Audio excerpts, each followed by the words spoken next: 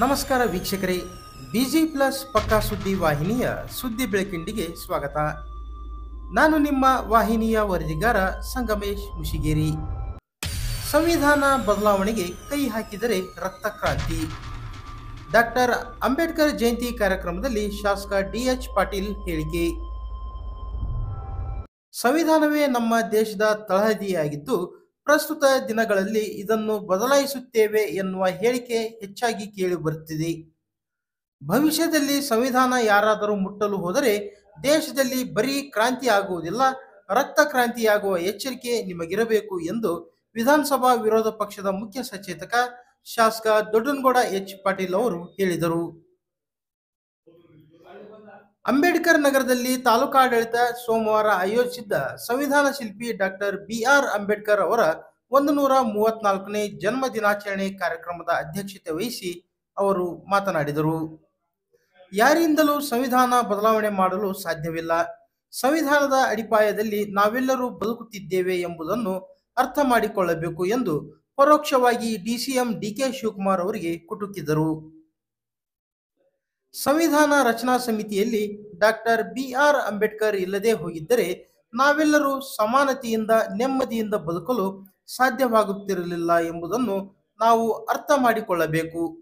ಆದರೆ ದೇಶಕ್ಕೆ ಸಂವಿಧಾನ ಕೊಟ್ಟ ಮಹಾತ್ಮ ಅಂಬೇಡ್ಕರ್ ಅವರು ತೀರಿಕೊಂಡಾಗ ಅವರ ಮೃತದೇಹವನ್ನು ತೆಗೆದುಕೊಂಡು ಹೋಗಲು ಹಣವಿದ್ದಿಲ್ಲ ಎಂಬುದರ ಕುರಿತು ಮಾಜಿ ಸ್ಪೀಕರ್ ರಮೇಶ್ ಕುಮಾರ್ ಅವರ ಹೇಳಿಕೆಯನ್ನು ಇಲ್ಲಿ ಸ್ಮರಿಸಿದರು.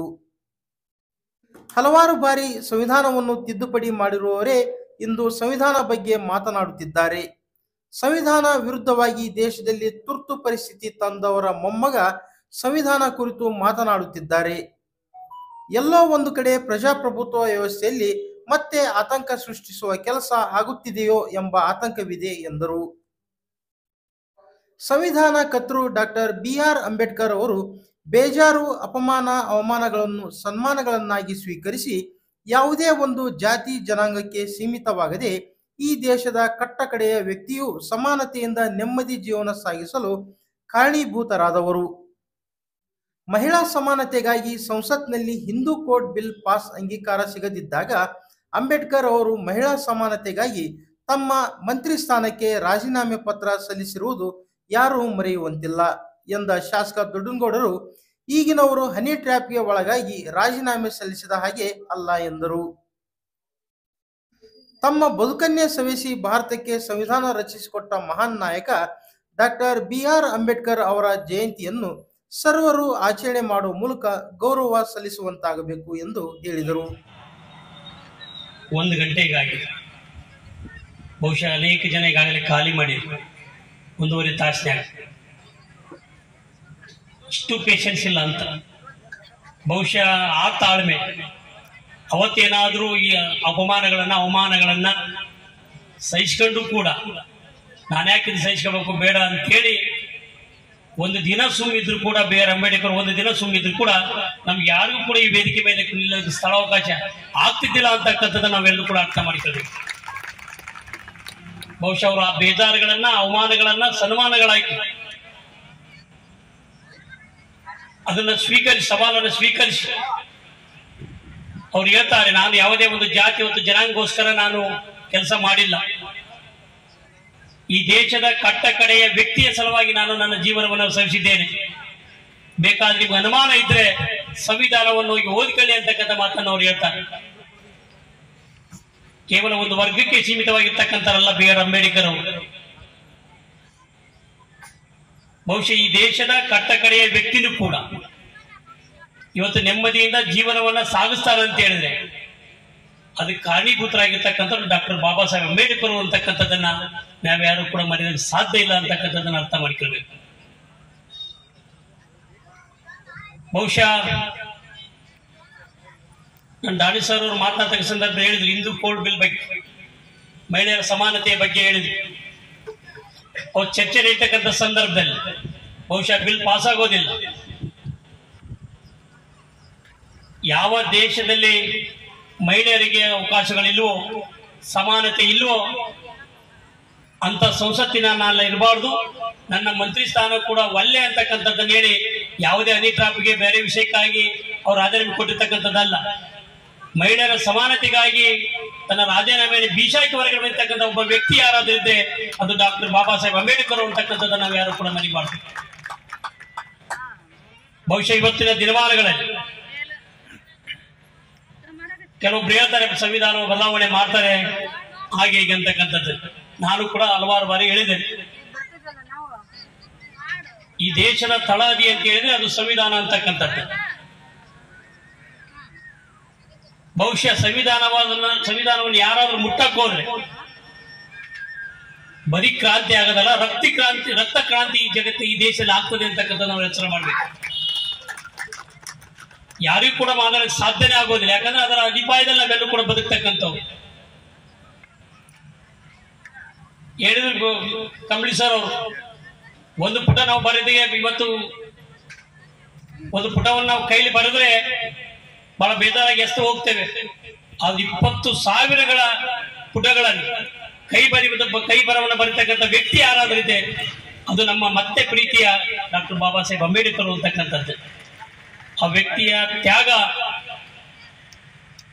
ಅವರ ಒಂದು ಅವಮಾನವನ್ನು ಸಹಿಸಿಕೊಂಡು ಕೂಡ ತನ್ನ ಅವಮಾನವನ್ನ ಮುಂದಿನ ಪೀಳಿಗೆ ಯಾವುದೇ ಜನಾಂಗ ಇರ್ಬೋದು ಅದು ಅನುಭವಿಸಬಾರ್ದು ಅಂತಕ್ಕಂಥ ಉತ್ತಮವಾಗಿರ್ತಕ್ಕಂಥ ಮಹಾನ್ ವ್ಯಕ್ತಿ. ಬಹುಶಃ ಸಭೆ ಒಳಗಡೆ ಅವ್ರೇನಾದ್ರೂ ಸೋಲ್ತಾರೆ ಆಗೋದಿಲ್ಲ. ಅವರಿಗೆ ಮತ್ತೆ ನಿಂತು ಮತ್ತೆ ಅಲ್ಲೂ ಸೇರ್ತಕ್ಕಂಥ ಮತ್ತೊಂದು ಕಡೆ ನಿಂತು ಗೆದ್ದು ಈ ಸಭೆ ರಚನೆ ಮಾಡ್ತಕ್ಕಂಥ ಬರ್ತಾರೆ. ಬಹುಶಃ ಕಲ್ಪನೆ ಮಾಡಿಕೊಳ್ಳಿ, ಅವತ್ತು ಆ ಸಂವಿಧಾನ ರಚನೆಯ ಸಮಿತಿಯಲ್ಲಿ ಅವರು ಇಲ್ಲದೆ ಹೋಗಿದ್ರೆ ಇಂಥ ಉತ್ತಮವಾಗಿರ್ತಕ್ಕಂಥ ಸಂವಿಧಾನ ಕೊಡೋದಕ್ಕೆ ಸಾಧ್ಯ ಆಗ್ತಾ ಇತ್ತ? ನಾವೆಲ್ಲೂ ಕೂಡ ಸಮಾನತೆಯಿಂದ ಈ ದೇಶದಲ್ಲಿ ಬದುಕೋದಕ್ಕೆ ಸಾಧ್ಯ ಆಗ್ತಾ ಇತ್ತ? ನೆಮ್ಮದಿಯ ಬದುಕು ನಮ್ದು ಆಗ್ತಿತ್ತ ಅಂತಕ್ಕಂಥದ್ದು ನಾವೆಲ್ಲೂ ಕೂಡ ಅರ್ಥ ಮಾಡ್ಕೊಳ್ಬೇಕು. ಬಹುಶಃ ಹೇಳಿದ್ರು ಸಂವಿಧಾನವನ್ನ ಬದಲಾಯಿಸ್ತೇವೆ ಅಂತ ಹೇಳಿ ಬಂದ್ರು ಅಂತಕ್ಕಂಥದ್ದಲ್ಲ, ನಾವು ಅರ್ಥ ಮಾಡ್ಕೊಳ್ಬೇಕು. ಬಹಳಷ್ಟು ನೋವಿನಿಂದ ಈ ಮಾತನ್ನು ಹೇಳ್ಬೇಕಾಗ್ತದೆ. ಯಾರು ಈ ದೇಶಕ್ಕಾಗಿ ಉತ್ತಮವಾದ ಸಂವಿಧಾನವನ್ನು ಕೊಟ್ಟರು, ಅವ್ರು ತೀರ್ಕೊಡ್ತಕ್ಕಂಥ ಸಂದರ್ಭದಲ್ಲಿ, ಸ್ವರ್ಗವಾಸಿಗಳಾಗಿರ್ತಕ್ಕಂಥ ಸಂದರ್ಭದಲ್ಲಿ ರಮೇಶ್ ಕುಮಾರ್ ಅವರು ಈ ಮಾತನ್ನು ಹೇಳ್ತಾ ತಾವು ನೋಡಿರ್ಬೋದು ಎಲ್ಲ ಕಡೆನೂ ಕೂಡ, ಅದು ಸತ್ಯವಾಗಿರ್ತಕ್ಕಂಥದ್ದು ಕೂಡ. ಮುಂಬೈಗೆ ಫ್ಲೈಟ್ನಲ್ಲಿ ಅವರ ದೇಹವನ್ನು ಒಯ್ಯಬೇಕಾದ್ರೆ 5,000 ರೂಪಾಯಿ ಅವ್ರ ಮನೆ ಹುಡುಕಿದ್ರು ಕೂಡ ಸಿಗಲಿಲ್ಲ ಅಂತಕ್ಕಂಥದ್ದನ್ನು. ಬಹುಶಃ ಬೇರೆ ಬೇರೆ ರೀತಿಯೊಳಗೆ ಅದು ಸಂಗ್ರಹಣೆ ಮಾಡಿ ತೆಗೆದುಕೊಂಡು ಹೋಗ್ತಕ್ಕಂಥ ಹಲವಾರು ಬಾರಿ ಸಂವಿಧಾನವನ್ನ ತಿದ್ದುಪಡಿ ಮಾಡಿರ್ತಕ್ಕಂಥವ್ರು ಸಂವಿಧಾನದ ಬಗ್ಗೆ ಮಾತನಾಡ್ತಾರೆ, ಸಂವಿಧಾನ ಬದಲಾವಣೆ ಮಾಡ್ತಾರೆ. ಸಂವಿಧಾನವನ್ನ ಯಾವ ಈ ದೇಶಕ್ಕೆ ತುರ್ತು ಪರಿಸ್ಥಿತಿಯನ್ನು ತಂದ್ರು ಅವರ ಮೊಮ್ಮಗೆ ಇವತ್ತು ಸಂವಿಧಾನದ ಬಗ್ಗೆ ಮಾತಾಡ್ತಕ್ಕಂಥ ಬಹುಶಃ ಇದು ನಿಜವಾಗ್ಲೂ ಕೂಡ ಎಲ್ಲೋ ಒಂದು ಕಡೆ ಮತ್ತೆ ಪ್ರಜಾಪ್ರಭುತ್ವ ವ್ಯವಸ್ಥೆ ಒಳಗಡೆ ಆತಂಕವನ್ನು ಸೃಷ್ಟಿಸ್ತಕ್ಕಂಥ ಕೆಲಸ ಆಗ್ತಿದೆ ಅಂತಕ್ಕಂಥದ್ದು ನಮ್ಮೆಲ್ಲರೂ ಕೂಡ ಆಗ್ತಾ ಇದೆ. ಆದ್ರೆ ನನಗೂ ಖಂಡಿತವಾಗಿದೆ, ನಮ್ಮೆಲ್ಲರೂ ಕೂಡ ಇಲ್ಲಿ ನಮ್ಮ ಅಂಬೇಡ್ಕರ್ ಅಂತಕ್ಕಂಥ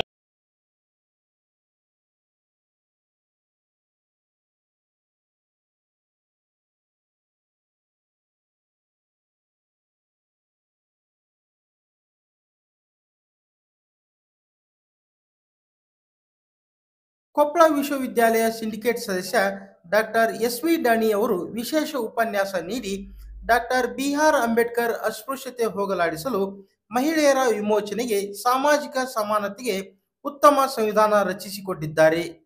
ನಾವು ಆ ವಿಚಾರ ಈ ವಿಚಾರ, ಆ ಪಂಥ ಈ ಪಂಥ, ಮತ ಧರ್ಮ ಅಂತ ಚರ್ಚೆ ಮಾಡುತ್ತಾ ಹೊರಟರೆ ಅಂತಾರಾಷ್ಟ್ರೀಯ ಮಟ್ಟದಲ್ಲಿ ನಾವು ದಡ್ಡರಾಗುತ್ತೇವೆ. ಎಲ್ಲ ಧರ್ಮಗಳನ್ನ, ಎಲ್ಲ ಶಾಸ್ತ್ರಗಳನ್ನು ಕಾಯುವಂತಹ ಧರ್ಮ ಅಂದರೆ ಅದುವೇ ಸಂವಿಧಾನದ ಧರ್ಮವಾಗಿದೆ. ಅದರ ಆಶಯದಡಿ ಎಲ್ಲರೂ ನಡೆಯಬೇಕು. ಪ್ರತಿಯೊಬ್ಬರು ಅಂಬೇಡ್ಕರ್ ಅವರ ಕೊಡುಗೆಗಳನ್ನು ನೆನಪಿಸಿಕೊಳ್ಳಬೇಕು ಎಂದರು. ಸ್ವ ಏಳ್ಗೆ, ಸ್ವಾವಲಂಬನೆ ಜೊತೆಗೆ ಸ್ವಾಭಿಮಾನ, ಸ್ವನಂಬಿಕೆ ಜೊತೆಗೆ ದಲಿತರ ಏಳಿಗೆಗೆ ಇವು ಪಂಚಸೂತ್ರಗಳು ಅಂತ ಹೇಳಿದ್ರು. ಯಾಕಂದ್ರೆ ತಾವು ಅನುಭವಿಸಿದಂತ ನೋವು, ಅಸ್ಪೃಶ್ಯತೆಯ ಸಂಕಟ, ತಮಗಾದಂತ ಏನು ಬಾಲ್ಯದಲ್ಲಾದಂತ ನೋವಿತ್ತಲ್ಲ ಅದನ್ನ ಅವರು ನಿವಾರಿಸಿಕೊಳ್ಬೇಕಾಗಿದ್ರೆ ಈ ಮಾರ್ಗದಲ್ಲಿ ಮುನ್ನಡೆದ್ರು. ನೀವು ಕೂಡ ಈ ಮಾರ್ಗದಲ್ಲಿ ಮುನ್ನಡಿಬೇಕು ಅಂತ ಹೇಳಿ ಕರೆ ಕೊಟ್ಟರು. ಇನ್ನು ಮತ್ತೊಂದು ಮಾತನ್ನು ಅವ್ರು ಹೇಳ್ತಾರೆ, ಶಿಕ್ಷಣ, ಸಂಘಟನೆ, ಹೋರಾಟ ಇವು ತ್ರಿರತ್ನಗಳು. ಇವತ್ತು ನಾವು ಬರೀ ದಲಿತ ನಾಯಕರು ಅಂತ ಹೇಳಿ ನಾವು ಇವತ್ತು ಅಂಬೇಡ್ಕರ್ರನ್ನ ಗುರುತಿಸಬೇಕಾಗಿಲ್ಲ. ಇಡೀ ಮಾನವತಾವಾದಿಯಾಗಿದ್ದು, ಮಾನವ ಕುಲಕ್ಕೆ ಒಳಿತು ಮಾಡಬೇಕು. ಇಡೀ ಮನುಷ್ಯರೆಲ್ಲರೂ ಇಲ್ಲಿ ಬಾಳಿ ಬದುಕಬೇಕು, ಆ ಕನಸನ್ನ ಕಂಡಂತ ವ್ಯಕ್ತಿ ಅವರು. ಅದಕ್ಕೆ ಅವ್ರು ಏನ್ ಹೇಳ್ತಾರೆ, ಸರ್ವರಿಗೆ ಶಿಕ್ಷಣ, ಸಂಘಟನೆ, ಹೋರಾಟ ಇವು ತ್ರಿರತ್ನಗಳು, ಇವುಗಳನ್ನ ಪಾಲಿಸ್ರಿ.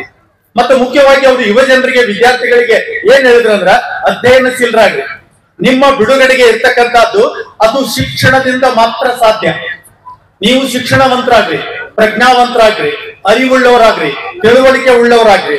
ಜೊತೆಗೆ ನೀವು ಸಮಾನತೆಗಾಗಿ ಹೋರಾಡೋದಕ್ಕೆ, ಸಂಘಟನೆಯನ್ನ ಮಾಡೋದಕ್ಕೆ ನಿಮಗೆ ಶಕ್ತಿ ಬರುತ್ತೆ ಅನ್ನುವಂತ ಮಾತನ್ನ ಅವತ್ತು ಅಂಬೇಡ್ಕರ್ ಅವರು ಸಾರಿ ಹೇಳಿದ್ರು. ಅದಕ್ಕೆ ಅವ್ರು ಹಾಕೊಂಡಂತ ಕನಸೇನಂದ್ರ ಸರ್ವರ ಉದಯವನ್ನ ಆಶಿಸಿದ್ರು. ನಾವಿವತ್ತೇನ್ ಮಾಡ್ತಾ ಇರ್ತೀವಿ ಅಂದ್ರೆ, ಮಾತನಾಡುವಾಗ ಅವರನ್ನ ಸಂವಿಧಾನ ಶಿಲ್ಪಿ ಜೊತೆಗೆ ದಲಿತ ವಿಮೋಚಕ ಅಂತೇಳಿ ಅಲ್ಲಿ ನಿಲ್ಲಿಸ್ಬಿಡ್ತೀವಿ. ಆದ್ರೆ ಅದಕ್ಕಿಂತ ತತ್ವಶಾಸ್ತ್ರದ ಅಧ್ಯಯನ ಮಾಡಿದ್ರು ಅವರು. ಮಾನವ ಕುಲದ ಉದ್ಧಾರಕ್ಕಾಗಿ ಅನೇಕ ವಿಚಾರಗಳನ್ನ ಹಂಚಿಕೊಂಡ್ರು. ಸುಮಾರು ಒಂದು 20,000ದಷ್ಟು ಪುಟಗಳಷ್ಟು ಬರಹವನ್ನ ಅವರು ಬರೆದಿಟ್ರು. ಹಾಗಾಗಿ ಅವರ ವಿಚಾರಗಳೇನದಾವಲ್ಲ, ಅವರು ಮತ್ತೆ ಆರಂಭಿಕ ಹಂತದಲ್ಲಿ ಇವುಗಳನ್ನ ಹೇಳ್ಬೇಕಾಗಿದ್ರೆ ಕೆಲವು ಹೋರಾಟಗಳನ್ನ ಮಾಡ್ಬೇಕಾಗಿದೆ. ಅಂತ ಒಂದು ಹೋರಾಟಗಳಂದ್ರ ಮಹಡ್ ಕೆರೆಯ ಹೋರಾಟ, ಅಮರಾವತಿ ಸತ್ಯಾಗ್ರಹ, ಪುನಾ ಒಪ್ಪಂದ, ಸಂವಿಧಾನದ ರಚನೆ, ಹಿಂದೂ ಕೋಡ್ ಬಿಲ್, ಜನತಾ ಶಿಕ್ಷಣ ಸಂಸ್ಥೆಯ ಸ್ಥಾಪನೆ, ಇವುಗಳನ್ನ ದಲಿತರಿಗಾಗಿ, ಭಾರತೀಯರಿಗಾಗಿ ಮಾಡಿದ್ರು. ಹಾಗಾಗಿ ಅವರನ್ನ ದಲಿತ ಸೂರ್ಯ, ಸಂವಿಧಾನ ಶಿಲ್ಪಿ ಅಷ್ಟೇ ಅನ್ನೋದನ್ನೇ ಅವರೊಬ್ಬ ಸಮಾಜ ಸುಧಾರಕರಾಗಿದ್ರು, ಅರ್ಥಶಾಸ್ತ್ರಜ್ಞರಾಗಿದ್ರು, ಸಮಾಜ ವಿಜ್ಞಾನಿಯಾಗಿದ್ರು, ತತ್ವಶಾಸ್ತ್ರಜ್ಞರಾಗಿದ್ರು. ಇವು ಇಡೀ ಮನುಕುಲದ ಏಳಿಗೆಗಾಗಿ ಅವರು ಶ್ರಮಿಸಿದ್ರು ಅನ್ನುವಂಥದ್ದನ್ನ ನಾವು ಮರೆಯಂಗಿಲ್ಲ.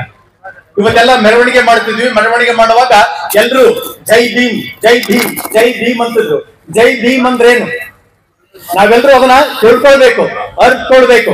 ಯಾಕೆಂದ್ರೆ ಅವರ ಹೋರಾಟ ಏನಿದೆಯಲ್ಲ, ಬಾಬಾ ಸಾಹೇಬ್ ಅಂಬೇಡ್ಕರ್ ಅವರ ಹೋರಾಟ ನನ್ನ ಹೋರಾಟ ಅಧಿಕಾರಕ್ಕಾಗಿ ಅಲ್ಲ, ಸಂಪತ್ತಿಗಾಗಿ ಅಲ್ಲ, ನಮ್ಮದು ಸ್ವಾತಂತ್ರ್ಯ, ಸಮಾನತೆ, ಭ್ರಾತೃತ್ವಕ್ಕಾಗಿ ಹೋರಾಟ. ಮನುಷ್ಯ ಸಮಾಜದಲ್ಲಿ ನಮಗೊಂದು ಗೌರವದ ಸ್ಥಾನವನ್ನ ದೊರಕಿಸಿಕೊಡುವುದಕ್ಕಾಗಿ ಹೋರಾಟ ಅನ್ನುವಂಥದ್ದನ್ನೇ ಅವತ್ತು ಅವರು ಕರೆ ಕೊಟ್ಟರು. ಅದಕ್ಕೆ ಇವತ್ತು ನಮ್ಗೆ ಅಂಬೇಡ್ಕರ್ ತಮ್ಮ ವೈಯಕ್ತಿಕ ಸಾಧನೆಗಳಿಂದ ಇವತ್ತು ಆದರ್ಶಪ್ರಾಯರಾಗಿದ್ದಾರೆ. ಸ್ವಾಮೀಜಿ ಹೇಳಿದ್ರಲ್ಲಿ ಏನ್ ಹೇಳಿದ್ರಂದ್ರ, ಬ್ರಿಟನ್ನಿನ ಆಕ್ಸ್ಫರ್ಡ್ ಲೈಬ್ರರಿಯಲ್ಲಿ ವಿಸ್ಮಯ ಹುಟ್ಟಿಸುವ ಒಂದು ಸಂಗತಿ ಇದೆ. ಏನು ಅಂತಂದ್ರೆ, ಅತಿ ಹೆಚ್ಚು ಗ್ರಂಥಗಳನ್ನ ಓದಿದಂತ ಏಕೈಕ ವ್ಯಕ್ತಿ. ಹಾಗಾಗಿ ಅಸ್ಪೃಶ್ಯತೆಯ ಜ್ಞಾನದ ಗಜಗರ್ಭ ಅಂತ ಕರೀತಾರೆ. ಯಾರು ಹಿಂದೆ ಓದಿರ್ಲಿಲ್ಲ, ಮುಂದೆ ಓದಿಲ್ಲ, ಇವತ್ತು ಓದೋದಕ್ಕಾಗಿಲ್ಲ, ಅಷ್ಟು ಓದಿದಂತ ಮಹಾನ್ ವ್ಯಕ್ತಿ. ಇನ್ನು ಅಂಬೇಡ್ಕರ್ ವೈಯಕ್ತಿಕ ಸ್ನೇಹಗಳಿಂದ ಅನೇಕರಿಗೆ ಆದರ್ಶಪ್ರಾಯರು. ಸಾವಿರಾರು ವರ್ಷದಿಂದ ಅಜ್ಞಾನದ ವರ್ಗದ ಪ್ರತಿಯಾಗಿದ್ದು ತಮ್ಮ ಜ್ಞಾನದ ತುರುಷೆಯಿಂದ, ಅಧ್ಯಯನದ ಈ ಜಗತ್ತಿನ ಶ್ರೇಷ್ಠಜ್ಞಾನಿಯಾದರು. ಇವತ್ತು ನೋಡ್ರಿ, ನಿಮ್ಗೆ 120ನೆಯ ಜನ್ಮ ದಿನಾಚರಣೆಯನ್ನ ವಿಶ್ವಸಂಸ್ಥೆ ಇವತ್ತು ಆತಾರೆ. ಯಾಕಂದ್ರೆ ಭಾರತದ ಕೆಲವೇ ಡಾಕ್ಟರ್ BR ಅಂಬೇಡ್ಕರ್ ಅವರು ವಿಖ್ಯಾತರು, ಅದನ್ನು ನಾವು ಮರೆಯೋಂಗಿಲ್ಲ. ಇನ್ನ ಅಂಬೇಡ್ಕರ್ ಬರೀ ಸಮಾಜ ಸುಧಾರಣೆ ಅಷ್ಟೇ ಮಾಡಲಿಲ್ಲ, ಧಾರ್ಮಿಕ ಮನೋವೃತ್ತಿಯವರಾಗಿದ್ರು. ನನ್ನ ಜನಗಳ ಬಿಡುಗಡೆಗೆ ಏನಂದ್ರ ಸಾಮಾಜಿಕ ಆರ್ಥಿಕ ಸಮಾನತೆ ಹೇಗ್ ಬರಬೇಕು, ಹಾಗೇನೆ ಅವ್ರಿಗೆ ಏನಂತಂದ್ರ ಧಾರ್ಮಿಕವಾದಂತ ಒಂದು ಸ್ವಾತಂತ್ರ್ಯ ಸಿಗ್ಬೇಕು ಅಂತ ಹೇಳಿ ಪ್ರಯತ್ನ ಮಾಡಿದ್ರು. ಅದಕ್ಕೆ ಇವತ್ತು ನೋಡ್ರಿ, ಇವತ್ತು ಅವರ ಹುಟ್ಟು ಸ್ಥಳ ಮಹಾರಾಷ್ಟ್ರಕ್ಕೆ ಹೋಗಿ ಅಂಬೇಡ್ಕರ್ ಅಂದ್ರೆ ಏನು ಅಂತ ಹೇಳಿ ಕೇಳಿದ್ರೆ ಅಲ್ಲಿರ್ತಕ್ಕಂತ ಜನ ಹೇಳ್ತಾರೆ, ದಲಿತರ ಏಕಮಾತ್ರ ನಾಯಕ, ಅತ್ಯುನ್ನತ ಗೌರವವನ್ನ, ಅಪಾರ ಕೃತಜ್ಞತಾ ಭಾವವನ್ನ ಹೊಂದಿದಂತ ವ್ಯಕ್ತಿ. ತಮ್ಮ ಹೆಗಲ ಮೇಲಿರುವ ಅಂಬೇಡ್ಕರ್ ತೀರಿಸಲಾರದ ಋಣದ ಭಾರವನ್ನ ಹೊತ್ತಂತದ್ದು. ಹಾಗಾಗಿ ಇವತ್ತು ಅಂಬೇಡ್ಕರ್ ಅಂದ್ರ ನಮ್ಮ ಜೀವ, ನಮ್ಮ ಆತ್ಮ, ನಮ್ಮ ದೇವರು ಅಂತೇಳಿ ಮಹಾರಾಷ್ಟ್ರದಲ್ಲಿ ಜನ ಹೇಳ್ತಾರೆ. ಹಾಗಾಗಿ ಅಂಬೇಡ್ಕರ್ ಅಂದ್ರೆ ಏಕಮಾತ್ರ ವ್ಯಕ್ತಿ, ನಮ್ಮೆಲ್ಲ ಬದುಕಿನ ಒಳ್ಳೆಗೆ ಕಾರಣೀಕರ್ತನಾದಂಥವ್ರು ಅನ್ನುವಂಥದ್ದನ್ನ ಮಹಾರಾಷ್ಟ್ರದಲ್ಲಿ ನಾವು ಕಾಣ್ತೀವಿ. ಹಾಗಾದ್ರೆ ಮಹಾರಾಷ್ಟ್ರದಲ್ಲಿ ಒಂದು ಪದ್ಯ ಬರುತ್ತೆ, ಅದನ್ನ ಇಲ್ಲಿ ಸ್ವಲ್ಪ ನಾನು ನಿಮ್ಮ ಹತ್ರ ಚರ್ಚೆ ಮಾಡೋದಕ್ಕೆ ಪ್ರಯತ್ನ ಮಾಡ್ತೇನೆ. ವಿಲಾಸ್ ಬಿ ದೇವಕಿ ಅನ್ನುವಂಥವ್ರು ಜೈ ಭೀಮ್ ಎನ್ನುವಂತ ಜೈ ಭೀಮ್ ಮಾಂಜೇಕ್ಯ ಅನ್ನುವಂತ ಒಂದು ಕಾವ್ಯ. ಆ ಕಾವ್ಯದಲ್ಲಿ ಜೈ ಭೀಮ್ ಅಂದ್ರೇನು ಅನ್ನುವಂಥದ್ದನ್ನ ಅವರು ವಿಶ್ಲೇಷಣೆ ಮಾಡ್ತಾರೆ. ಈ ಮರಾಠಿ ಕವಿತೆಯ ಅರ್ಥವನ್ನ ನಾವಿಲ್ಲಿ ಮನನ ಮಾಡಿದ್ರೆ ಅವ್ರು ಏನೇನ್ ಸಾಧನೆ ಮಾಡಿದ್ರು ಅನ್ನುವಂಥದ್ದನ್ನ ನಾವು ಗುರುತಿಸಬಹುದಾಗಿದೆ. ಅದಕ್ಕೆ ಅಲ್ಲಿ ಹೇಳ್ತಾರೆ, ಜೈ ಭೀಮ್ ಅಂದ್ರೇನು? ಜೈ ಭೀಮ್ ಅಂದ್ರೆ ಬೆಳಕು, ಜೈ ಭೀಮ್ ಅಂದ್ರೆ ಪ್ರೀತಿ, ಜೈ ಭೀಮ್ ಅಂದ್ರೆ ಚಾತುರ್ಯ ವರ್ಣಕ್ಕೆ ಪೆಟ್ಟು, ಜೈ ಭೀಮ್ ಅಂದ್ರೆ ಕತ್ತಲಿನಿಂದ ಬೆಳಕಿನೆಡೆಗೆ ಪ್ರಯಾಣ. ಜೈ ಭೀಮ್ ಅಂದ್ರ ಕೋಟ್ಯಾಂತರ ಕಣ್ಣುಗಳಲ್ಲಿನ ನೀರು. ಜೈ ಭೀಮ್ ಅಂದ್ರ ಮುಖ್ಯ ರಸ್ತೆಗೆ ಕೊಂಡೊಯ್ಯುವ ಇಲಾಲು. ಜೈ ಭೀಮ್ ಅಂದ್ರ ದಲಿತ ಬೌದ್ಧರ ಅನನ್ಯತೆ. ಜೈ ಭೀಮ್ ಅಂದ್ರ ಜ್ಞಾನದ ಗಣಿ. ಜೈ ಭೀಮ್ ಅಂದ್ರ ವೈದಿಕ ಧರ್ಮದ ಮೂಳೆಗಳನ್ನ ಮುರಿಯುವ ಪದ. ಜೈ ಭೀಮ್ ಅಂದ್ರ ವಿಶ್ವಾಸಘಾತಕರ ಎದೆಯಲ್ಲಿನ ನಡುಕು. ಜೈ ಭೀಮ್ ಅಂದ್ರ ಕೀಳು ಎನ್ನುವ ಜನರ ತಂದೆ ತಾಯಿ. ಜೈ ಭೀಮ್ ಅಂದ್ರೆ ಧರ್ಮದ ಹೆಸರಿನಲ್ಲಿ ರಾಷ್ಟ್ರವನ್ನ ವಂಚಿಸುವವರ ಅಂತ್ಯ. ಜೈ ಭೀಮ್ ಅಂದ್ರ ಮೇಲು ಎಂದು ಭಾವಿಸುವವರ ಕಿವಿ ಗಡಿಚಿಕ್ಕುವ ಸದ್ದು. ಜೈ ಭೀಮ್ ಅಂದ್ರೆ ಅಸ್ಪೃಶ್ಯತೆಗೆ ಅಂಟಿದ ಕಳಂಕವನ್ನ ತೊಡೆಯುವಂತಹದ್ದು. ಜೈ ಭೀಮ್ ಅಂದ್ರೆ ಸಮಾಜದ ಹಾನಿಕಾರಕ ಕೊರಳಿನ ಕುಣಿಕೆ. ಜೈ ಭೀಮ್ ಅಂದ್ರೆ ಸಮಾನತೆಯ ನನಸಾದ ಕನಸು. ಜೈ ಭೀಮ್ ಅಂದ್ರೆ ಪ್ರಗತಿಯ ಹಾದಿಯೆಡೆಗಿನ ಹೆಜ್ಜೆ. ಈ ರೊಮ್ಯಾಂಟಿಕ್ ಕಾವ್ಯದ ಏನು ವಿವರ ಐತಲ್ಲ, ಏನೇನು ಅವ್ರು ಮಾಡಿದ್ರು ಅನ್ನುವಂಥದ್ದನ್ನ ಇಷ್ಟು ನಾವು ಸಂಕ್ಷಿಪ್ತವಾಗಿ ಹೇಳ್ಬೋದು. ಬೆಳಕು, ಪ್ರೀತಿ, ಚಾತುರ್ವರ್ಣಕ್ಕೆ ಪೆಟ್ಟು, ಕತ್ತಲಿಂದ ಬೆಳಕಿನೆಡೆಗೆ ಸಾಗುವ ಪಯಣ, ಕೋಟ್ಯಂತರ ಜನಗಳ ಕಣ್ಣಿನ ನೀರನ್ನ ಹರಿಸುವಂತಹದ್ದು, ಮುಖ್ಯ ರಸ್ತೆಗೆ ಕೊಂಡೊಯ್ಯುವಂತ ಇಲಾಲು, ದಲಿತ ಬೌದ್ಧರ ಅನನ್ಯತೆ, ಜ್ಞಾನದ ಗಣಿ, ಜೊತೆಗೆ ಅವರು ಸಮಾಜ ಸುಧಾರಕ. ಜೊತೆಗೆ ಈ ಕವಿತೆಯಲ್ಲಿ ಹೇಳಿದಂತೆ ದಲಿತ ಎಂದರೆ ಹೆಮ್ಮೆ ಮತ್ತು ಸ್ವಾಭಿಮಾನದ ಪ್ರತೀಕ ಅಂತ ಹೇಳ್ತಾರೆ. ಹಾಗಾಗಿ ಪ್ರೀತಿ ಪೂರ್ವಕವಾಗಿ ಬಹುಮುಖಿ ವ್ಯಕ್ತಿತ್ವವನ್ನ ಹೊಂದಿದಂತಹ ಅಂಬೇಡ್ಕರ್ ಹಿಂದೂ ಸಮಾಜದ ಅಸಮಾನತೆ ಹೋಗ್ಬೇಕು.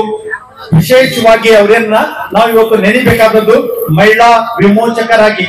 ಯಾಕಂದ್ರೆ ಈಗಾಗಲೇ ನಾವು ದಲಿತರ ಬಗ್ಗೆ ಏನಿದೆ ಎಲ್ಲವನ್ನ ಅಧ್ಯಯನ ಮಾಡಿದ್ದೇವೆ. ಇವತ್ತು ನಾವು ತಿಳ್ಕೊಳ್ಬೇಕಾದಂತಹದ್ದು ಅವ್ರು ಅಂತಂದ್ರ ಹಿಂದೂ ಕೋಡ್ ಬಿಲ್ ಅನ್ನ ಮಂಡನೆ ಮಾಡಿದಾಗ ಅಲ್ಲಿರ್ತಕ್ಕಂತ ನಮಗೆ ಪಾರ್ಲಿಮೆಂಟ್ ನಲ್ಲಿ ಹಿಂದೂ ಕೋಡ್ ಬಿಲ್ ಬಿದ್ದೋಯ್ತು. ಆದ್ರೆ ಹಿಂದೂ ಕೋಡ್ ಬಿಲ್ ಬಿದ್ದೋದ್ರು ಕೂಡ ಅವರು ಎತ್ತಿದಂತ ಪ್ರಶ್ನೆ ಇವತ್ತು ನಮ್ಮ ಮಹಿಳೆಯರ ಈ ಸ್ಥಿತಿಗೆ ಕಾರಣ. ಅವ್ರಿಗೇನಾದ್ರೂ ಇವತ್ತು ಸ್ವಲ್ಪ ನಾವು ಸಮಾನತೆಯನ್ನ ಕೊಟ್ಟಿದ್ವಿ ಅಂತಂದ್ರೆ ಅದು ಹಿಂದೂ ಕೋಡ್ ಬಿಲ್ಲಿನ ಒಂದು ಪ್ರಯತ್ನ. ಹಾಗಾಗಿ ಇವತ್ತು ನಮಗೆ ಅಂಬೇಡ್ಕರ್ ಅವ್ರು ಏನ್ ಹೇಳ್ತಿದ್ರು ಅಂದ್ರ, ಹಿಂದೂಗಳೇ ನಮಗೆ ನೀವು ಕುಡಿಯಲು ನೀರು ಕೊಡಿ, ದೇವಸ್ಥಾನದ ಒಳಗೆ ಬಿಡಿ ಅನ್ನುವಂತ ಚಳವಳಿ ಅದು ಅವತ್ತಿನ ಕಾಲಕ್ಕೆ. ಮತ್ತ ಗಾಂಧೀಜಿ ಕೂಡ ಅವತ್ತು ಹೇಳ್ತಿದ್ರು ಏನಂತಂದ್ರ ನಮಗೆ ಸ್ವಾತಂತ್ರ್ಯ ಹೋರಾಟ ಮುಖ್ಯ. ಆಗ ಅಂಬೇಡ್ಕರ್ ಹೇಳ್ತಿದ್ರು ಸ್ವಾತಂತ್ರ್ಯಕ್ಕಿಂತ ಸಮಾನತೆ ನನಗೆ ಮುಖ್ಯ. 200 ವರ್ಷಗಳ ಏನು ಬಿಡುಗಡೆಗಾಗಿ ನೀವು ಇವತ್ತು ಪ್ರಯತ್ನ ಮಾಡಕತ್ತೀರಿ, 6000 ವರ್ಷಗಳಿಂದ ನಾವು ನರಕವನ್ನ ಅನುಭವಿಸ್ತಾ ಇದೀವಿ, ನಮ್ಮ ಬಿಡುಗಡೆ ಮೊದಲಾಗ್ಲಿ ಅಂತ ಹೇಳಿ ಅಂಬೇಡ್ಕರ್ ವಾದ ಮಾಡ್ತಿದ್ರು. ಹಾಗಾಗಿ ಸೈದ್ಧಾಂತಿಕವಾದಂತಹ ಭಿನ್ನಾಭಿಪ್ರಾಯ ಗಾಂಧಿ ಮತ್ತು ಅಂಬೇಡ್ಕರ್ ಮಧ್ಯೆ ಇತ್ತು. ಆದ್ರೆ ಅಂಬೇಡ್ಕರ್ ಹೇಳ್ತಿದ್ರು, if you tell a slave he is a slave, he will fight against slavery ಅನ್ನುವಂತ ಮಾತನ್ನು ಅವರು ಸದಾ ಹೇಳ್ತಿದ್ರು. ಅಂದ್ರೆ ಒಬ್ಬ ಗುಲಾಮನಿಗೆ ಅವನು ಗುಲಾಮ ಎಂಬ ಅರಿವನ್ನ ಉಂಟು ಮಾಡ್ರಿ, ಆತ ಗುಲಾಮತನದ ವಿರುದ್ಧ ಹೋರಾಟ ಮಾಡ್ತಾನೆ. ಆ ತಿಳುವಳಿಕೆ ಇವತ್ತು ಅರಿಬೇಕಾಗಿದೆ. ಇವತ್ತು ನಮಗೆ ಅಂಬೇಡ್ಕರ್ ಇವತ್ತು ನಮಗೆ ಮಹಿಳಾ ವಿಮೋಚನೆ ಅಂದ್ಕೊಳ್ಳೆ ನಮಗೆ ಇವತ್ತು ಮಹಿಳಾ ವಿಮೋಚನೆಗೆ ಅನೇಕ ಜನ ಬಂದೋದ್ರು ಇಲ್ಲಿ ಆದ್ರೂ ಕೂಡ ಇವತ್ತು ನಮಗೆ ಸಮಾನತೆ ಅನ್ನುವಂಥದ್ದು ಸಿಗಲಿಲ್ಲ. ಅವ್ರಿಗೆ ಮಹಿಳೆಯರಿಗೆ ವಿಶೇಷವಾದಂತಹ ಮೀಸಲಾತಿ ಲಭ್ಯ ಆಗ್ಲಿಲ್ಲ. ಆದ್ರೆ ಅವ್ರೇನ್ ಮಾಡಿದ್ರು ಅಂದ್ರ ಮಹಿಳಾ ವಿಮೋಚನೆಗಾಗಿನೇ ಹಿಂದೂ ಅಂಬೇಡ್ಕರ್ ಚಿಂತನೆ ವಿಚಾರದಲ್ಲಿ ಯಾವತ್ತು ದುರ್ಬಲರು, ಮಹಿಳೆಯರು, ಅಸ್ಪೃಶ್ಯರು, ಅಲ್ಪಸಂಖ್ಯಾತರು ಇವರ ಬದುಕು ಹಸನಾಗ್ಬೇಕು ಅನ್ನುವಂಥದ್ದು ಅವರ ಕನಸಾಗಿತ್ತು. ಅದಕ್ಕೆ ಅವ್ರು ಏನ್ ಮಾಡಿದ್ರು ಅಂದ್ರ ಹಿಂದೂ ಕೋಡ್ ಬಿಲ್ ಅನ್ನ ಮಂಡನೆ ಮಾಡಿದ್ರು. ಹಿಂದೂ ಕೋಡ್ ಬಿಲ್ ಅನ್ನ ಯಾಕೆ ಮಂಡನೆ ಮಾಡಿದ್ರು ಅಂದ್ರ ಮಹಿಳೆಯರ ಸ್ಥಿತಿ ಅಸ್ಪೃಶ್ಯರು ಮತ್ತು ಶೂದ್ರರನ್ನ ಹೇಗೆ ಕಾಣ್ಲಾಗ್ತಿತ್ತಲ್ಲ ಮಹಿಳೆಯರನ್ನ ಕಾಣ್ಲಾಗ್ತಿತ್ತು. ಯಾಕೆಂದ್ರೆ ಮಹಿಳೆ ಅಂತಂದ್ರ ನ ಸ್ತ್ರೀ ಸ್ವಾತಂತ್ರ್ಯಂ, ಅವಳಿಗೆ ಸ್ವಾತಂತ್ರ್ಯ ಕೊಡಬಾರ್ದು ಅನ್ನುವಂಥದ್ದನ್ನ ಅಲ್ಲಿ ಹೇಳಲಾಗ್ತಿತ್ತು. ಆದ್ರೆ ಅಂಬೇಡ್ಕರ್ ಏನ್ ಮಾಡಿದ್ರು, ಈ ದೀಕ್ಷೆ ಮಹಿಳೆಯರಿಗೆ ಶೂದ್ರರಿಗೆ ಸಮಾನಳಾಗಿ ಅಲ್ಲಿ ಅಂತ ಅವಳಿಗೇನು ವಿದ್ಯೆಯನ್ನ ನಿರಾಕರಿಸಲಾಗಿತ್ತಲ್ಲ ಆ ವಿದ್ಯೆಯನ್ನ ಕೊಡ್ಬೇಕು, ಸಮಾನತೆಯನ್ನ ಕಾಣ್ಬೇಕು, ಕ್ರೂರ ವಿಧಿವಿಧಾನಗಳಿಂದ ಅವಳನ್ನ ಪಾರ್ ಮಾಡ್ಬೇಕು. ಅದಕ್ಕೆ ಅವ್ರು ಏನ್ ಮಾಡಿದ್ರು ಅಂದ್ರ ಹಿಂದೂ ಕೋಡ್ ಬಿಲ್ ಅನ್ನ ಸಂಸತ್ನಲ್ಲಿ ಮಂಡನೆ ಮಾಡಿದ್ರು. ಆದ್ರೆ ಅದಕ್ಕೆ ಬಹುಮತ ಸಿಗದೇನೆ ಆ ಬಿಲ್ ಬಿದ್ದೋದ್ ಕೂಡಲೇ ಅವ್ರು ಏನ್ ಮಾಡಿದ್ರು ಅಂದ್ರ ತಮ್ಮ ಮಂತ್ರಿ ಪದವಿಗೆ ರಾಜೀನಾಮೆ ಕೊಟ್ಟು ಹೊರಗಡೆ ಬಂದ್ರು. ಹಾಗಾಗಿ ಅವ್ರು ಮಂಡಿಸಿದಂತದ್ದು ಏನಿತ್ತಲ್ಲ ಹಿಂದೂ ಕೋಡ್ ಬಿಲ್ ಏನ್ ಹೇಳ್ತಿತ್ತಂದ್ರ ಮಹಿಳೆಯರಿಗೆ ಆಸ್ತಿ ಹಕ್ಕು ಕೊಡ್ಬೇಕು, ಮಹಿಳೆಯರನ್ನ ಸಮಾನವಾಗಿ ಕಾಣ್ಬೇಕು, ಮಹಿಳೆಯರಿಗೆ ವಿಚ್ಛೇದದ ಅವಕಾಶ ಮಾಡಿಕೊಡ್ಬೇಕು, ಮಹಿಳೆಯರಿಗೆ ಶಿಕ್ಷಣವನ್ನ ಕೊಡ್ಬೇಕು, ಮಹಿಳೆಯರು ಕೂಡ ನಮ್ಮಂತೆ ಸಮಾನರು ಅನ್ನುವಂಥದ್ದು ಅವರ ಕನಸಾಗಿದೆ. ಆದ್ರೆ ಇವತ್ತೇನಾಯ್ತಂದ್ರೆ ದುರಂತ ಅಲ್ಲಿ ಇದು ಲಭ್ಯ ಆಗಿಲ್ಲ.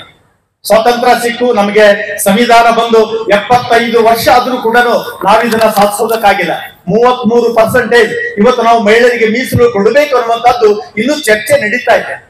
ಅದಕ್ಕೆ ಇವತ್ತು ನಾವು ಅಂಬೇಡ್ಕರ್ರನ್ನ ಈ ದಿಶೆಯಲ್ಲಿ ಅವರು ಮಹಿಳೆಯರಿಗೆ ಮಾಡಿದಂತಹ ಮಹದೋಪಕಾರವನ್ನ ಕುರಿತು ಅಸ್ಪೃಶ್ಯರಿಗಾಗಿ ಅವರು ಹೇಗೆ ಹೋರಾಟ ಮಾಡಿದ್ರಲ್ಲ, ಮಹಿಳೆಯರಿಗಾಗಿಯೂ ಕೂಡ ಅವರು ಅಷ್ಟೇ ಹೋರಾಟ ಮಾಡಿದ್ರು. ಆತ್ಮವಿಶ್ವಾಸದ ಮಾತುಗಳನ್ನ ಅವ್ರು ಹೇಳಿದ್ರು.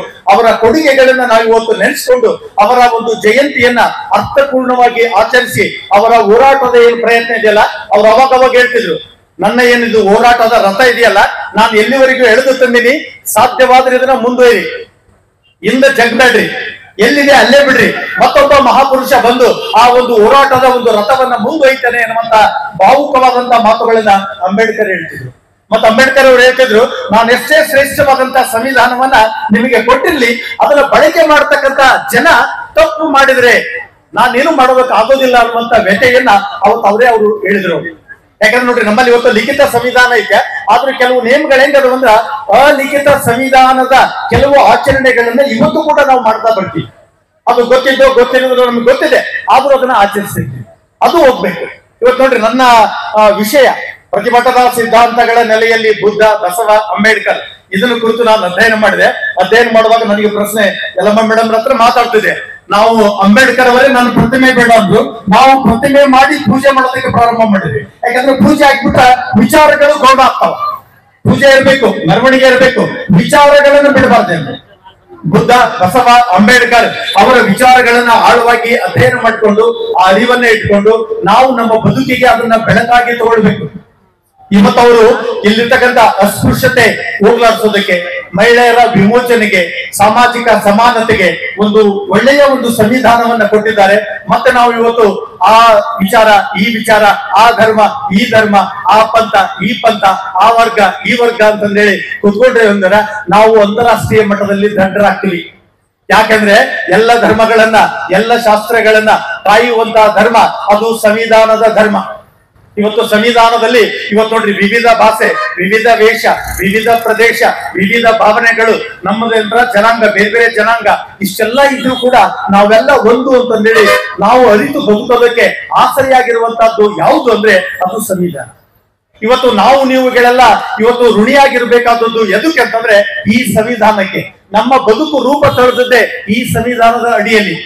ಹಾಗಾಗಿ ಸಂವಿಧಾನಕ್ಕೆ ಗೌರವ ಕೊಟ್ಟು ಸಂವಿಧಾನವನ್ನ ನಿರ್ಮಾಣ ಮಾಡಿದಂತ ಡಾಕ್ಟರ್ BR ಅಂಬೇಡ್ಕರ್ ಅವರ ವಿಚಾರಗಳನ್ನ ಅರಿತು ಅವುಗಳನ್ನ ಆಚರಿಸಿ ಚಿರಂತನಗೊಳಿಸಬೇಕು. ಆಗ ಅಂಬೇಡ್ಕರ್ ಶಾಶ್ವತವಾಗಿ ನಮ್ಮ ಜೊತೆಗೆ ಇರ್ತಾರೆ. ಇನ್ನು ನಮಗೆ ಪತ್ರಿಕೋದ್ಯಮಿ ಆಗಿದ್ರು ಅವ್ರು ನೋಡ್ರಿ, ತಮ್ಮ ಸಮಸ್ಯೆ, ತಮ್ಮ ಹೋರಾಟ, ಇದಕ್ಕೇನ್ ಬೇಕು ನನಗೆ ಅಂದ್ರ ಜನರಲ್ಲಿ ಮನೆ ಮಾಡಿಕೊಂಡಂತ ಮೌಢ್ಯಗಳನ್ನ ಕಿತ್ತೊಗಿಬೇಕಂದ್ರ, ಜಾಗೃತಿ ಮೂಡಿಸಬೇಕಂದ್ರ ಅವರನ್ನ ಚಿಂತನಶೀಲರನ್ನಾಗಿ ಮಾಡಬೇಕು. ಆದ್ರೆ ಇವತ್ತು ನಮ್ಮ ವಿದ್ಯಾರ್ಥಿ ಯುವ ಜನರು ಯಾ ಕಡೆ ಹೊಂಟಾರಂದ್ರ ಅವರಿಗೆ ದೇಶದ ಚಿಂತನೆ ಇಲ್ಲ, ತಮ್ಮ ಬದುಕಿನ ಚಿಂತನೆ ಇಲ್ಲ, ತಮ್ಮ ಯಶಸ್ಸಿನ ಚಿಂತನೆ ಇಲ್ಲ. ಅವ್ರು ಯಾವ್ದಾವುದೋ ವಿಚಾರದಲ್ಲಿ ಮಗ್ನರಾಗ್ಯಾರ. ಆ ರೀತಿ ಮಗ್ನರಾಗಬಾರದು ಅಂದ್ರೆ ಅವ್ರೇನ್ ಹೇಳ್ತಾರಂದ್ರೆ, ಪತ್ರಿಕೆ ಇಲ್ಲದ ಮುಂದಾಳು ರೆಕ್ಕೆ ಇಲ್ಲದ ಪಕ್ಷಿಯಂತೆ. ಅದಕ್ಕೆ ಪತ್ರಿಕೆಗಳು ಬೇಕು ಅಂತೇಳಿ ಡಾಕ್ಟರ್ BR ಅಂಬೇಡ್ಕರ್ ಅವರು 1920ರಲ್ಲಿ ಮೂಕ ನಾಯಕ ಪತ್ರಿಕೆಯನ್ನ ಪ್ರಾರಂಭ ಮಾಡಿದ್ರು. ಅದರ ವಿಚಾರಗಳೇನಾಗಿದ್ದು ಅಂದ್ರ, ಇಲ್ಲಿ ಅವರು ಮಾಡಬೇಕಾದಂತ ಹೋರಾಟ, ದಲಿತ ವಿಮೋಚನೆಗಾಗಿ ನಡೆಸಬೇಕಾದಂತ ಹೋರಾಟ, ಸಾಮಾಜಿಕ ನ್ಯಾಯಕ್ಕಾಗಿ ಮಾಡಬೇಕಾದಂತ ಹೋರಾಟ, ಸಮಾನತೆ ನಿರ್ಮಾಣಕ್ಕಾಗಿ ಮಾಡಬೇಕಾದಂತ ಹೋರಾಟ, ಇವೆಲ್ಲವುಗಳನ್ನ ತಮ್ಮ ಬರಹಗಳಲ್ಲಿ ಅವರು ಕ್ರೋಢೀಕರಿಸಿ ಜನರನ್ನ ಎಚ್ಚರಿಸಿದರು. ಇನ್ನು ಮುಂದೆ 1927ರಲ್ಲಿ ಬಹಿಷ್ಕೃತ ಭಾರತ ಎನ್ನುವಂತ ಪತ್ರಿಕೆ ಆರಂಭಿಸಿದರು. ಇನ್ನು ಮತ್ತೊಂದು 1930ರಲ್ಲಿ ಜನತಾ ಪತ್ರಿಕೆಯನ್ನ ಪ್ರಾರಂಭ ಮಾಡಿದ್ರು. ಯಾಕಂದ್ರೆ ಅವರ ಬರವಣಿಗೆ ಬಹಳ ಮುಳುಚಾಗಿತ್ತು, ಖಡ್ಗಕ್ಕಿಂತ ಹರಿತವಾಗಿತ್ತು, ಅಷ್ಟೇ ನೇರವಾಗಿತ್ತು, ಸ್ಪಷ್ಟವಾಗಿತ್ತು. ತಮ್ಮ ಲೇಖನದಲ್ಲಿ ಅವ್ರು ಹೇಳ್ತಾರೆ, ಏನು ಬರೀತಾರೆ ಅಂದ್ರೆ, ನಾವು ಭಾರತೀಯರು, ನಾವು ಹಿಂದೂಗಳು, ನಮಗೆ ಬೇಕಾಗಿರುವುದು ಕರುಣೆಯಲ್ಲ, ದಾನವಲ್ಲ, ಎಲ್ಲರಂತೆ ಸಮಾನವಾಗಿ ಬದುಕುವ ಹಕ್ಕು. ನಮಗೆ ಸ್ವಾತಂತ್ರ್ಯ ಬೇಕು. ಈ ಜಲದ ಮೇಲೆ, ಈ ಗಾಳಿಯ ಮೇಲೆ, ಈ ಬೆಳಕಿನ ಮೇಲೆ, ಈ ದೇವರುಗಳ ಮೇಲೆ, ಇವೆಲ್ಲವೂ ನಮ್ಮ ಸ್ವತ್ತು. ಅದರಲ್ಲಿ ನಮಗೆ ಸಮಾನ ಪಾಲು ಬೇಕು. ಹಾಗಾಗಿ ಇದನ್ನ ಅನುಭವಿಸೋದಕ್ಕೆ ಯಾರ ಹಂಗೂ ಇಲ್ಲ. ನಾವು ಆತ್ಮ ಗೌರವದಿಂದ, ಸ್ವ ಪ್ರತಿಭೆಯಿಂದ ದಿಟ್ಟತನವನ್ನ ತೋರಿಸಿ ಹೋರಾಟವನ್ನ ಮಾಡಿ ಇವುಗಳನ್ನ ಪಡಿಬೇಕು ಅಂತ ಹೇಳಿ ಅವರು ಬರ್ತಾರೆ. ಅಂದ್ರೆ ದಲಿತರಲ್ಲಿ ಜಾಗೃತಿ ಮೂಡಿಸೋದಕ್ಕಾಗಿ ಈ ಮಾತುಗಳನ್ನು ಅವ್ರು ಬರೀತಾರೆ. ಅಷ್ಟೇ ಅಲ್ಲ, ಮತ್ತವರು ಕೆಲವು ಯೋಗ್ಯವಾದಂತ ಮಾತುಗಳನ್ನ ಹೇಳ್ತಾ ಹೋಗ್ತಿದ್ರು. ಏನು ಅವರ ಮಾತುಗಳಂದ್ರ, ನಾವು ಅದನ್ನ ಮನನ ಮಾಡ್ಬೇಕು. ಅವ್ರು ಹೇಳಿದ್ದೇನಂದ್ರ, ವ್ಯಕ್ತಿಗಳಿಗಿಂತ ದೇಶ ದೊಡ್ಡದು, ನಾವು ಟೀಕೆ ಮಾಡ್ತಿದ್ವಿ, ಅವ್ರಂಗ ಇವ್ರಿಂಗ, ಅದೆಲ್ಲ ಮುಖ್ಯ ಅಲ್ಲ. ದೇಶ ದೊಡ್ಡದು. ಎರಡನೇದು, ಇತಿಹಾಸವನ್ನ ಮರೆತವರು ಇತಿಹಾಸವನ್ನ ಸೃಷ್ಟಿಸಲಾರರು. ಇನ್ನು ಪ್ರಜಾಪ್ರಭುತ್ವ ಅಂದ್ರೆ ರಕ್ತಪಾತ ರಹಿತ ಕ್ರಾಂತಿ. ಆ ಮೂಲಕ ಪ್ರಜೆಗಳ ಸಾಮಾಜಿಕ ಆರ್ಥಿಕ ಕ್ಷೇತ್ರದಲ್ಲಿ ಬದಲಾವಣೆ ತರಬೇಕು. ಅಮೂಲಾಗ್ರವಾಗಿ ಏನ್ ಬರ್ಬೇಕಂದ್ರೆ ಆರ್ಥಿಕ ಪರಿವರ್ತನೆಗಳಾಗಬೇಕು. ಆಗ ಮಾತ್ರ ನಮ್ಮ ಜನರ ಒಳ್ಳೆಯದು ಸಾಧ್ಯ ಅಂತೇಳಿ ಅವ್ರು ಹೇಳ್ತಾರೆ. ಅದಕ್ಕೆ ಈಗಾಗಲೇ ಬರೋದ್ರಿಂದ ಇನ್ನೂ ಅನೇಕ ಗಣ್ಯರು ಈ ವಿಷಯ ಬಹಳ ಆ ವಿಚಾರ ಮನನ ಉಂಟು ಮಾಡಿಕೊಂಡು ತಿಳುವಳಿಕೆಯ ಮೂಲಕ ಆ ಬೆಳಕಿನ ಮೂಲಕ ನಿಮ್ಮ ಬದುಕನ್ನ ಕಡೆ ಅನ್ನುವಂತ ಮಾತನ್ನ ಹೇಳಿ ಮಾತುಕತೆ ಅವಕಾಶ ಅಂತ ವೇದಿಕೆ ಹಿರಿಯರಿಗೆ, ಜನರಿಗೆ, ಅಕ್ಕ ತಂಗಿಯರಿಗೆ ಎಲ್ಲ ಬಗ್ಗೆ ವಂದಿಸಿ ನನ್ನ ಮಾತುಗಳನ್ನು ಮುಗಿಸ್ತೀನಿ. ಧನ್ಯವಾದ.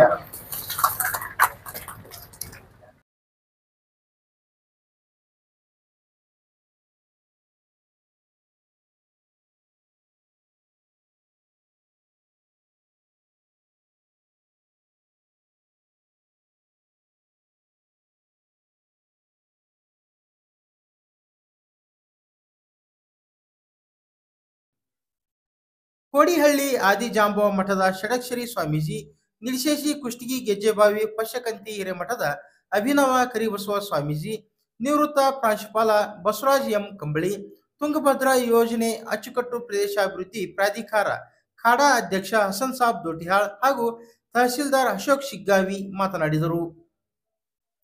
ಇದೇ ವೇಳೆ 2023-24ನೇ ಸಾಲಿನಲ್ಲಿ ಎಸ್ಎಸ್ಎಲ್ಸಿ ಪಿಯುಸಿಯಲ್ಲಿ ಹೆಚ್ಚಿನ ಅಂಕ ಪಡೆದ ಪ್ರತಿಭಾವಂತ ವಿದ್ಯಾರ್ಥಿಗಳನ್ನು ತಾಲೂಕಾಡಳಿತ ವತಿಯಿಂದ ಸನ್ಮಾನಿಸಲಾಯಿತು.